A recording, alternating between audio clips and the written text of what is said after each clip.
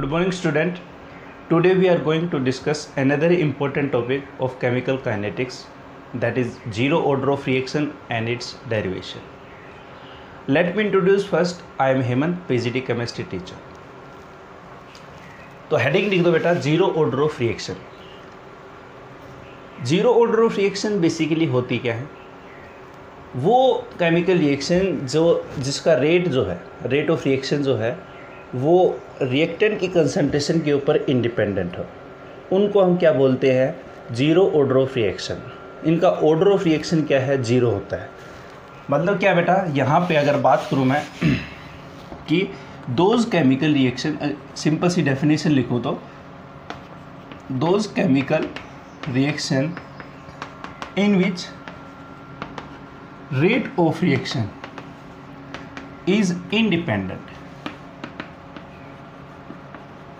is independent upon concentration of reactant molecules. जो reactant molecule की concentration के ऊपर क्या हो, इंडिपेंडेंट हो, उसको क्या बोलते हैं? जीरो ऑर्डर ऑफ रिएक्शन बोलते हैं. या इसी को हम ये भी कह सकते हैं कि those chemical reaction in which zeroth power of concentration of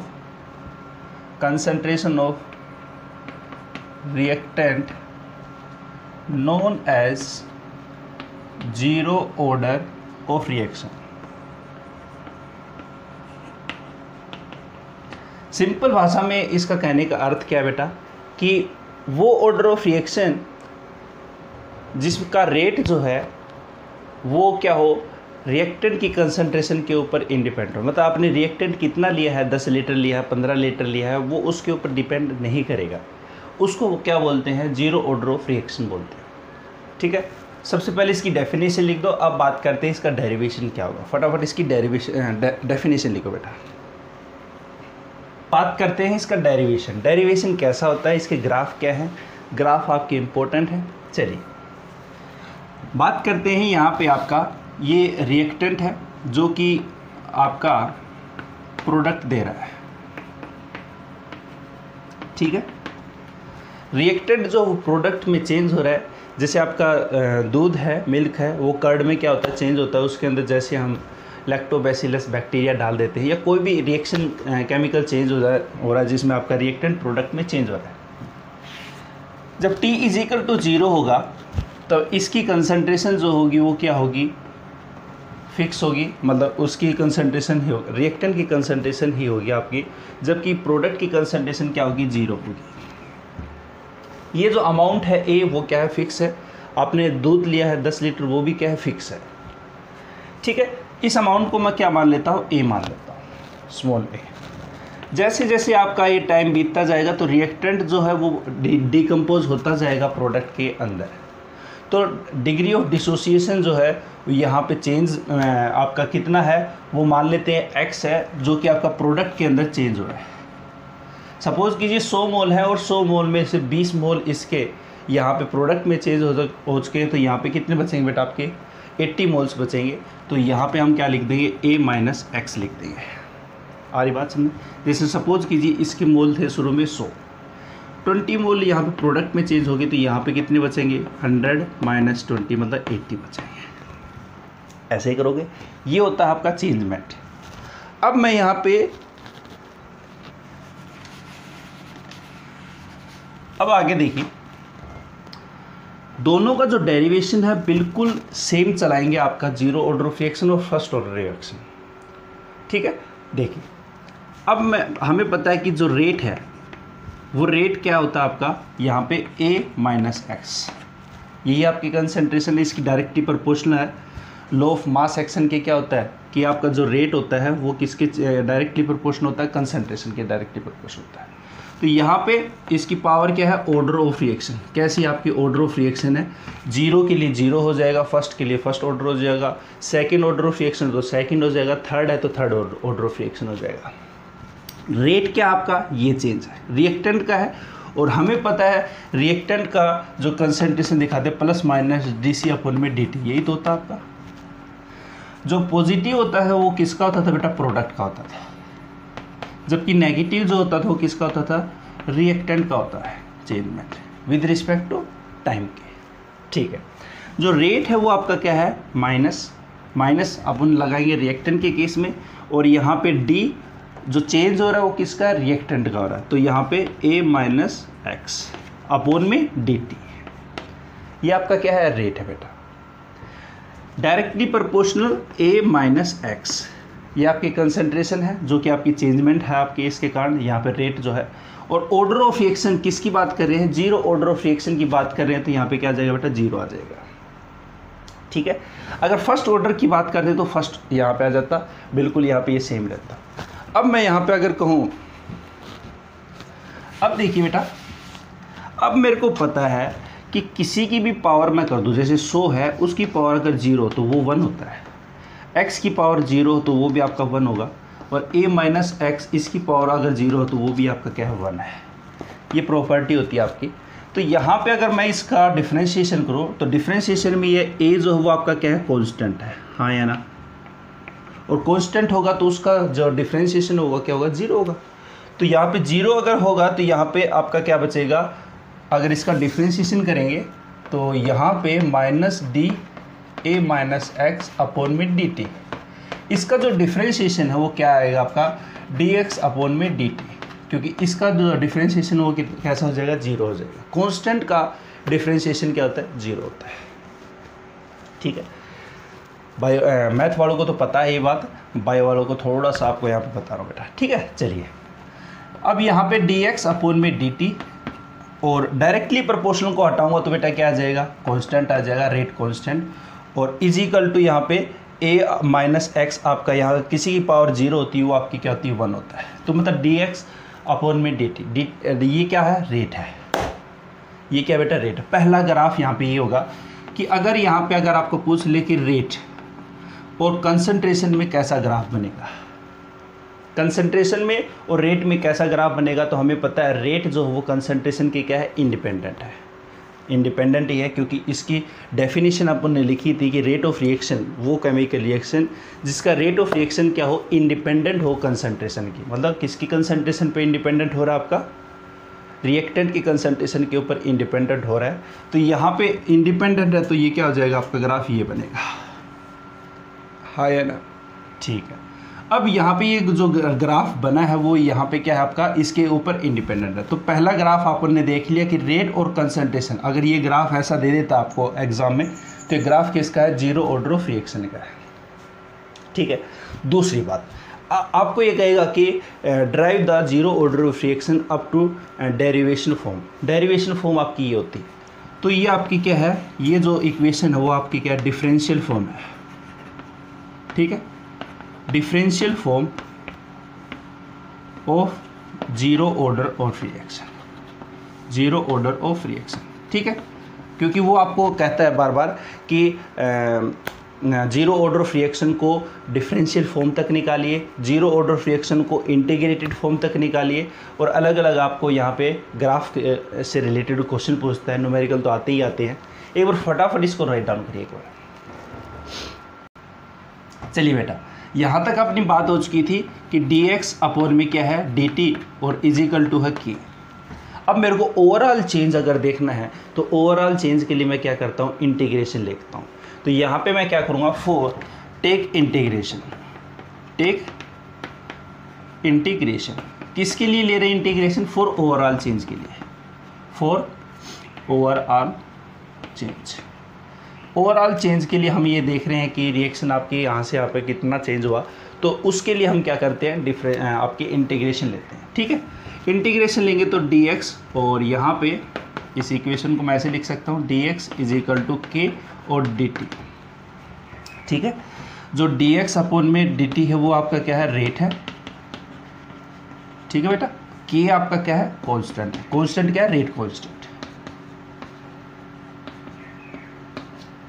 ठीक है, तो dx इज इक्वल टू आपका क्या है यहाँ पे k और dt कांस्टेंट है। कांस्टेंट का आपका डिफरेंशिएशन ये इंटीग्रेशन ये आपका बाहर आ जाएगा।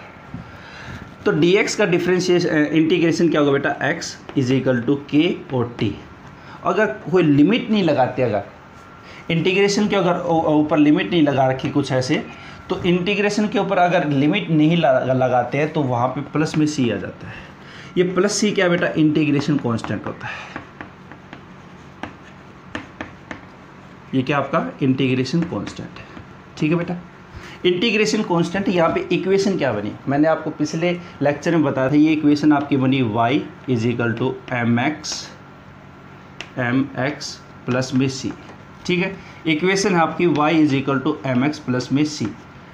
तो ये आपका ग्राफ कैसा बनेगा बेटा, यहाँ पे आपका ये x हो जाएगा, ये आपका t हो जाएगा, और ये ग्राफ जाएगा कुछ इस तरह से। तो यहाँ पे ये क्या आपका, बोलिए इंटरसेप्ट है। बिल्कुल, ये इंटरसेप्ट कितना है आपका, c है, और ये आपका स्लोप है। स्लोप कितना है, स्लोप क्या है, k है। ये आपका बन जाएगा ग्राफ।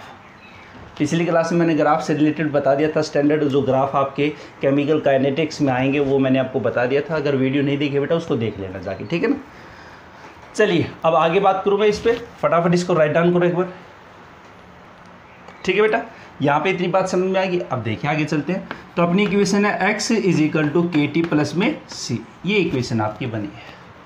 अब यहाँ पे अलग अलग फॉर्म में आपको पूछता है कि अगर आपका x इज इक्वल टू क्या आ जाए, कंडीशन दे दे कि x is equal to zero हो आपका और t is equal to zero. तो सीधी सी बात ये भी है, आपने ये देखा है कि जो रिएक्टेंट है वो प्रोडक्ट में चेंज हो रहा है। इसकी कंसंट्रेशन शुरू में कितनी है, आपकी मैक्सिमम होती है आपकी 100% होती है रिएक्टेंट की, और t is equal to T time पे आपका a माइनस एक्स होता है और ये x बनता है। तो हमें पता है कि t is equal to zero time पे आपका रिएक्टेंट ही है, उसमें डिकम्पोजिशन शुरू नहीं हुआ, क्योंकि t is equal to zero time का मतलब ये है कि अभी रिएक्शन शुरू नहीं हुई यहाँ पे आपकी। तो यहाँ पे x की वैल्यू क्या होगी, जीरो ही होगी। इसी कंडीशन को बोलते हैं बाउंड्री कंडीशन। आपको कह दे एट बाउंड्री कंडीशन तक आप जीरो ऑर्डर ऑफ रिएक्शन निकालो, तो इसी को बोलते हैं बेटा at boundary condition. At boundary condition, boundary condition का मीन्स ही क्या है कि t is equal to zero is पर क्या होगा आपका, x क्या होगा आपका, जीरो होगा। x मतलब डिसोसिएशन, कितना डिसोसिएशन हुआ आपका। तो यहाँ पे आपका अगर ये वैल्यू पुट कर दूंगा तो जीरो, ये वैल्यू इसमें पुट कर दूँ, इसको इक्वेशन में मान लूँ बेटा, इसको इक्वेशन a मान ली। ये वैल्यू जैसे ही मैंने a के अंदर पुट कर दी तो x zero is equal to zero plus में c, मतलब c की वैल्यू जो हो आपकी क्या है, जीरो आ गई। ये इक्वेशन b होगी। अगर from equation a and b, जैसे मैं c की वैल्यू इसमें पुट करता हूँ तो मेरी क्या आ जाएगी, x इज इक्वल टू के टी। ये आपकी इक्वेशन बनेगी, हाँ या ना। चलिए ये जो इक्वेशन आपकी बनी थी बेटा, यहाँ पे ये वाली जो आपकी, ये वाली, इसको बोलते हैं integrated form. Integrated form of zero order of reaction. ठीक है, डिफरेंशिएट फॉर्म तो आपकी कौन सी थी बेटा, dx upon dt is equal to K, ये थी आपकी डिफरेंशिएट फॉर्म। ये है आपकी इंटीग्रेटेड फॉर्म, और बाउंड्री कंडीशन पे आपकी ये है boundary condition of zero order of reaction. ठीक है बेटा, तो यहाँ पे आपका ग्राफ जो वो क्या बनेगा, y is equal to M X, ये तो बनेगा, और y is equal to M X का कैसा होता है, स्ट्रेट लाइन होता है। तो ग्राफ आपका क्या बन जाएगा, यहाँ पे x और ये t और ये ग्राफ बन जाएगा। स्लोप क्या आपका k है, दिख रहा है सभी को, देखिए दिख तो रहा है ना। चलिए उतार दो फटाफट एक बार। चलिए तो अपने हम लास्ट इक्वेशन क्या बनी, x इज इक्वल टू के टी, इसका ग्राफ अपन ने बनाया क्या था बेटा, ये आपका स्ट्रेट लाइन ग्राफ है, किसके बीच में है, एक्स और टी के बीच में। ठीक है, अब कुछ अनदर फॉर्म भी होती है आपकी जीरो ऑर्डर ऑफ रिएक्शन की। देखिए क्या है आपकी अनदर फॉर्म आपकी यहाँ पे अगर बात करें यहाँ पे देखिए रिएक्टेंट और आपका ये प्रोडक्ट में चेंज हो रहा था। ये t इज इक्वल टू 0 पे आपका क्या था बेटा, a था बिल्कुल, और ये क्या है 0। t is equal to t time पे, t डैश टाइम पे ये a माइनस एक्स था और ये x था। ठीक है, कई किताबों में जो a है इसको a नोट बोल देते हैं कि इनिशियल कंसंट्रेशन a नोट है, कोई दिक्कत नहीं है। a नोट आपकी क्या है, इनिशियल कंसंट्रेशन है आपकी at t is equal to 0 time पे, और इसको बोल देते हैं at। at आपकी कौन सी है कि आपका टाइम शुरू हो चुका है, कुछ किसी टाइम पे आपकी कंसंट्रेशन इतनी है। ठीक है, तो यहाँ पे a नोट जो हुआ आपकी क्या है, इनिशियल कंसंट्रेशन है, initial concentration of reactant at t is equal to 0 time पे, और at क्या है आपकी concentration of reactant, concentration of reactant at t is equal to t dash time. मतलब आपकी रिएक्शन आपकी स्टार्ट हो चुकी है, t डैश पे आपकी जो कंसंट्रेशन वो क्या है आपकी at है। हाँ है ना, चलिए अब यहाँ पे अपने को पता है कि at जो है वो आपका क्या है, a माइनस एक्स है। मतलब at जो है वो आपकी किसके बराबर है यहाँ पे, मतलब ये जो इक्वेशन है वो आपकी क्या है, इसको हम ये at कह सकते हैं कि हाँ भाई ये आपका इसके बराबर है। हाँ है ना, a माइनस एक्स बोल दो या at बोल दो, एक ही बात है। अब यहाँ पे at जो है वो आपका क्या है, a माइनस एक्स, इसको ये बोल दो या at बोल दो, एक ही बात है।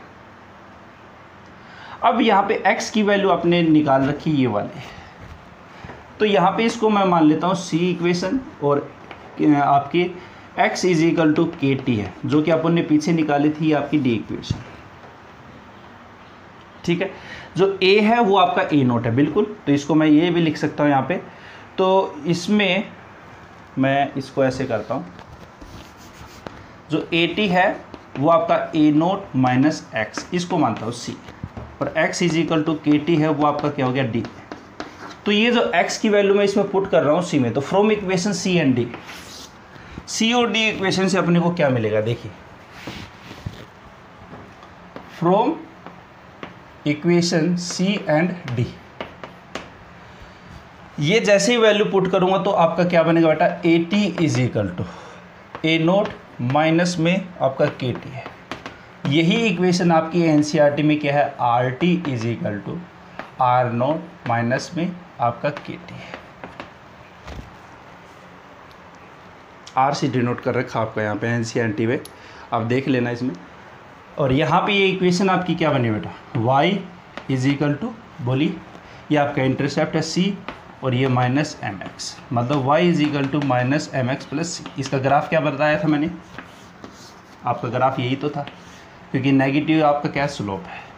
तो ये आपका क्या हो गया, आर टी हो गया कंसंट्रेशन, ये आपका क्या है के टी, और ये आपका इंटरसेप्ट हो गया। इंटरसेप्ट कितना आपका आर नोट है, स्लोप आपका क्या है, स्लोप क्या बेटा के है।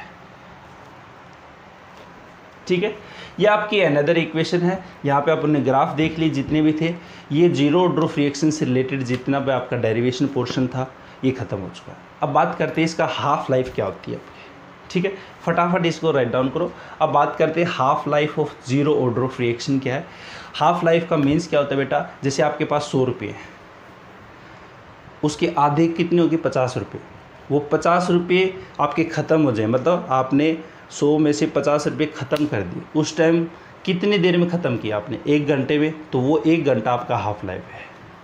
अगर 2 घंटे में ख़त्म किए हैं तो वो जो टाइम हो वो आपका क्या है, हाफ लाइफ है। आ रही बात समझे।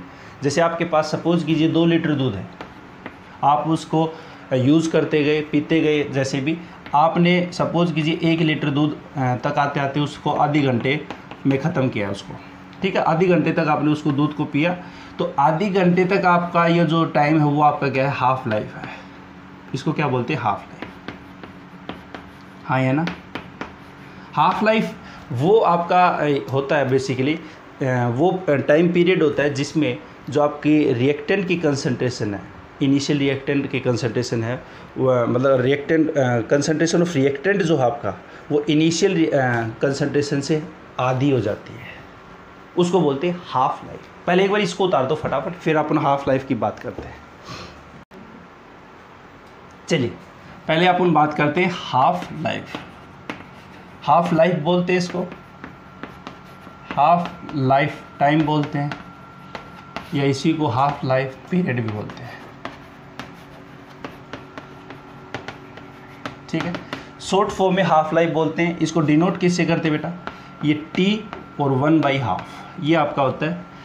और इसको जल्दी जल्दी में बच्चे क्या करते हैं, ये लिख देते हैं T/2, मतलब यहाँ पे 1 लगाने भूल जाते हैं, ये आपका गलत है रिप्रेजेंटेशन। ठीक है, रिप्रेजेंटेशन जो है वो आपका हाफ लाइफ का क्या है, T/1/2, मतलब हाफ का हाफ। ठीक है बेटा, अब बात करते हैं इसकी डेफिनेशन की क्या है आपकी। देखिए मैंने कहा कि जैसे आपके पास 100 मोल है कोई रिएक्टेंट के, और ये चेंज हो रहे हैं आपके प्रोडक्ट में। सपोज कीजिए 50 मोल आपके यहाँ पे क्या हो गए, चेंज हो गए, तो आधी कंसंट्रेशन जो है रिएक्टेंट की वो प्रोडक्ट में चेंज हो चुकी है। वो जो टाइम है आपका, जितना टाइम लगा है, उस टाइम को बोलते हैं हाफ लाइफ। क्या बोलते हैं बेटा, हाफ लाइफ, उसी को बोलते हैं। ठीक है, तो हाफ लाइफ बेसिकली क्या है, वो पीरियड होता है आपका हाफ लाइफ जिसमें आपकी जो कंसंट्रेशन है वो रिएक्टेंट की वो आधी, हाफ जो है वो आपकी प्रोडक्ट में क्या हो जाती है, चेंज हो जाती है। किस में हो जाती है, प्रोडक्ट में चेंज हो जाती है। तो इसकी डेफिनेशन लिख दो, half life is that period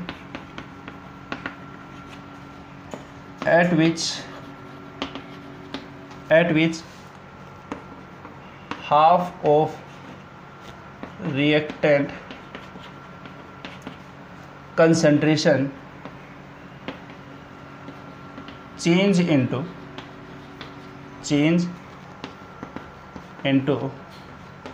product. मतलब आपका हाफ लाइफ वो पीरियड है, वो टाइम है जिसमें हाफ ऑफ रिएक्टेंट कंसंट्रेशन जो है वो आपकी किस में चेंज होगी बेटा, प्रोडक्ट के अंदर चेंज होगी। उस पीरियड को क्या बोलते हैं, नोन एज हाफ लाइफ। उसी को क्या बोलते हैं बेटा, हाफ लाइफ अपन बोलते हैं। आ रही बात समझो। डेफिनेशन लिख दो फटाफट इसकी जल्दी से। एक बात और ध्यान में रखना बेटा, हाफ लाइफ में जो आपकी कंसंट्रेशन होती है, मतलब AT जो है वह A नोट के क्या होगा, बराबर आपका हाफ होगा, मतलब इनिशियल कंसंट्रेशन के आधा होगा। यहाँ पे आपकी जो कंसंट्रेशन बचेगी वो क्या कह सकता हूँ मैं कि आपकी इनिशियल कंसंट्रेशन रिएक्टेंट के वो आपकी क्या होगी, आधी होगी। ठीक है, तो AT जो है वो आपका क्या होगा, A/2 होगा। या फिर हाँ, यहाँ पे जो टाइम है वो आपका क्या है, आपका हाफ टाइम है। और x अपन यहाँ पे कह सकते हैं कि x जो कंसंट्रेशन वो आपकी कितनी है, आपकी A/2, मतलब A0/2 आपकी A0/2 है। ठीक है, आ रही बात समझ में। जैसे मैं आपको बताऊं कैसे, कि आपका ये रिएक्टेंट है जो कि प्रोडक्ट में चेंज हो रहा है, और यहाँ पे आपकी A कंसंट्रेशन थी और ये आपका क्या था, 0 था। ये आपका A-x है और यहाँ पे आपका क्या है, ये x है। ये t=0 टाइम पे है, ये t=t' टाइम पे है। ये कंसंट्रेशन जो है वो आपकी ये क्या थी, A0 है, और ये क्या है आपकी AT है। या तो AT आपकी क्या मान लो आप, यहाँ पे आपका A0/2 है। ठीक है, या फिर इसको हम ये भी कह सकते हैं बेटा कि जो AT है वो आपका क्या है, A-x, मतलब A जो आपका वो क्या है बेटा, आपका यहाँ पे A0 है, ऑब्वियसली बात है A0 ही आपका। तो AT जो है वो आपका क्या है बेटा, कि यहाँ पे A0 और x को आप क्या मान सकते हो, यहाँ पे A/2, तो A0/2। इसको अगर सोल्व करोगे तो क्या आएगा आपका, यहाँ पे A0/2, यही तो मैंने बताया। तो आपको ये ध्यान में रखना है कि हाफ लाइफ पे जो आपका T है वो आपका T½ है, और AT जो है वो आपका A0/2 है, और x भी आपका जो है वो A0/2 है। फटाफट इसको राइट डाउन कर।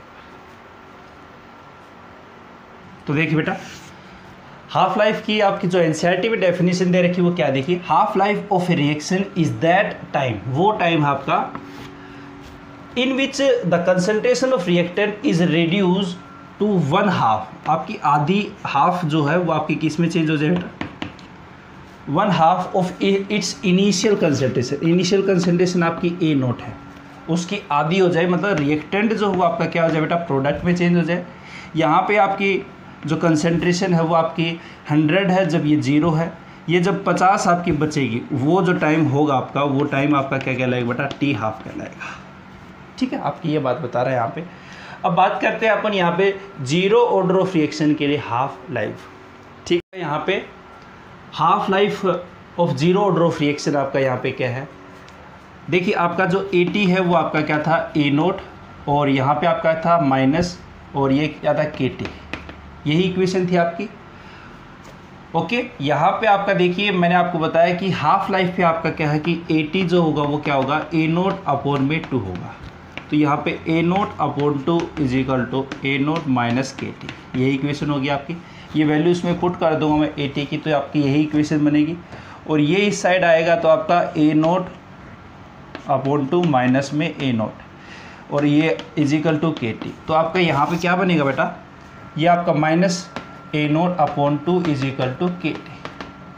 माइनस से माइनस कट गया आपका, हाँ या ना। और यहाँ पे आपका जो इक्वेशन बनी है वो क्या बनी है देखिए, तो T इज इक्वल टू, ये जो T है वो आपका कैसा है यहाँ पे, ये जो यहाँ पे T है आपका, वो T जो है वो किसके बराबर है, T½ के बराबर। तो ये T जो है वो 1/2 है, क्योंकि हाफ लाइफ आपका निकाल रहे हैं, तो यहाँ पे 1/2। तो T½ जो वो आपका किसके बराबर होगा, यहाँ पे 1/2, ये K इसके नीचे चला जाएगा, 1/2K और A0। ये आपका क्या है, T½ है। और ये जो इक्वेशन बनी वो क्या है, Y, और ये आपका क्या है, M, और ये क्या है आपका X। तो Y is equal to mx का जो ग्राफ बना है T½ और ये आपका क्या है, आपका A0, ये इक्वेशन आपकी ये बनी है। और स्लोप क्या आपका, स्लोप है 1/2K। स्लोप क्या है आपका, 1/2K। तो यहाँ पे एक आप ये भी ध्यान रखना कि जो T½ है वो हम देख रहे हैं कि half life of zero order of reaction is directly proportional to, किसके directly proportional, initial concentration of reactant. तो यहाँ पे अपने को ये भी देखने को मिला कि आपका जो T½ है जीरो ऑर्डर ऑफ रिएक्शन का, वो A0 की क्या है, डायरेक्टली प्रोपोर्शनल है किसके। तो यहाँ पे पूछ लिया जाता है कि आपका जो T½ और A0 का जो ग्राफ बन रहा है इस तरह से, वो किस ऑर्डर ऑफ रिएक्शन का है, जीरो ऑर्डर ऑफ रिएक्शन का, फर्स्ट ऑर्डर ऑफ रिएक्शन का है। तो यहाँ पे आप स्टार करके एक बात लिख देना, half life of zero order of reaction, half life of zero order of reaction is directly proportional to initial concentration of reactant, is directly proportional to initial concentration of reactant।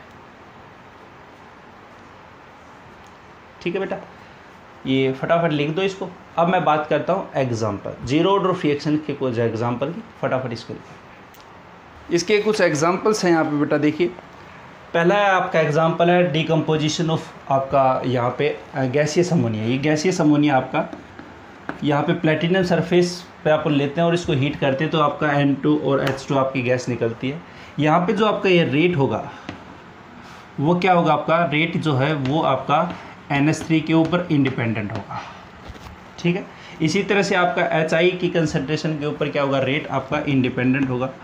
Rate जो वो आपका HI की कितनी concentration है उसके ऊपर क्या है, आपका इंडिपेंडेंट है।